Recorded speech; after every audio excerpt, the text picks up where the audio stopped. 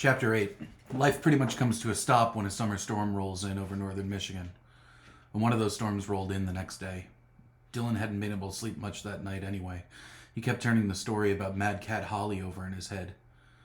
If it had just been a story, he would have been able to let it go, but the newspaper clipping and his grandpa's cryptic reference to the scar on his arm being from the red-eyed monster bass put doubt in his mind. He wanted nothing more than to get online and do some searching, but his grandparents didn't even have dial-up, let alone Wi-Fi, so he was stuck laying in bed and wondering.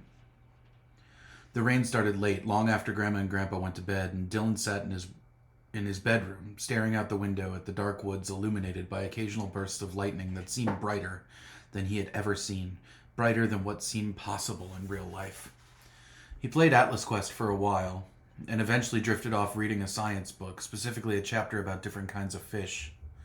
The rain hadn't let up by the time Dylan woke up the next morning. He was tired and a little disoriented by the dark, storm cloud skies that made it feel like something other than morning. He woke to the faint smell of bacon and fresh-baked bread wafting down the stairs and into his room, and was still rubbing the sleep out of his eyes when he walked into the brightly lit kitchen. Dixieland jazz was blaring from a small speaker mounted to the bottom of the stereo, and his grandparents were busy mixing and sifting and cooking eggs and bacon on the old gas stove. "Good morning, sleepyhead." His grandma's voice sounded awake, far too awake for this time of day, whatever time of day that was, Dylan thought. "It's a rain bread morning." Rain bread? What the heck is rain bread? The ancient Vikings would stay in their longhouses on rainy days like this and bake bread and dance by the hearth, Grandpa said. So that's what we do. "Rain bread day," Grandma said again, and did a little dance while she mixed dough in a bright red bowl. This was almost too much for Dylan, but he'd been dealing with his grandparents' oddities for his whole life and more than ever this week, so he knew better than to question it. Instead, he ate his bacon and eggs and 4 pieces of fresh-baked bread. He had to admit it. It was delicious bread. Really delicious. "So what are we going to do today?" Grandma asked. "Would you like to do some painting, or maybe we could write a story together?" Dylan thought about it, or at least made his grandparents believe he was thinking about it. He knew exactly what he wanted to do. "Actually, I was kind of hoping we can go into town," Dylan said. He didn't know why, but he felt nervous asking his grandparents. "I'd like to go to the diner for lunch." "That's a good idea," said Grandma. "I need to go to the post office and stop by the store for some more flour and eggs anyway. We can make a little date of it and give Grandpa some time to do some writing. He's got a new book coming out, don't you, hon?" "I sure do," said Grandpa.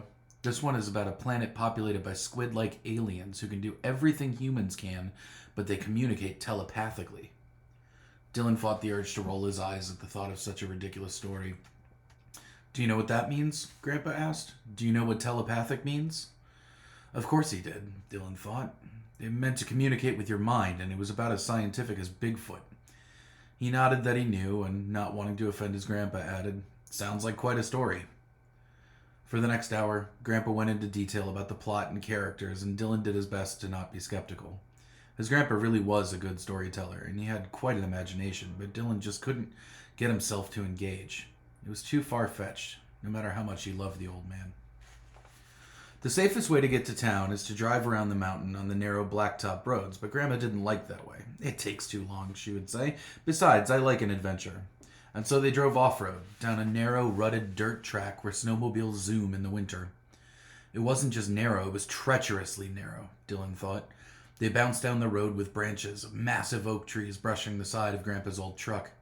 On either side of the track was a 20-foot drop to the forest floor. There was no room for error, no room to turn around, and if another car came from the other direction, one of them would have to back up the dangerous road to let the other pass.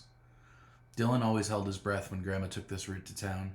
He didn't mean to, but some part of him knew, simply knew, that it was only a matter of time before they ended up tumbling off the side of the road, to death or certain injury. But Grandma never seemed bothered. She was humming one of the Dixieland tunes that had been playing in the kitchen and bobbing her head back and forth to the silent beat. Going a little too fast for Dylan's comfort, especially in the rain, especially on the muddy road. When they emerged from the woods, Dylan gasped a deep breath and they turned into the highway that led to town. "I'm going to go to the post office first, and then we'll grab some lunch and stop at the store on our way back. Is that okay?" Dylan hoped she would say that. and put his plan into play. Grandma, he asked, would it be okay if you dropped me off at the library while you went to the post office? Looking for something special? We have lots of books at the house, she replied. No, Dylan lied. I just thought I'd stop in. Do you mind?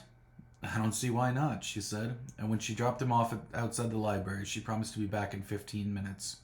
He told her he'd be waiting, and stepped inside out of the rain without looking to see if she had pulled off. The public library was as small as the town.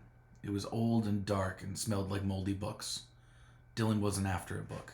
He was looking for a computer.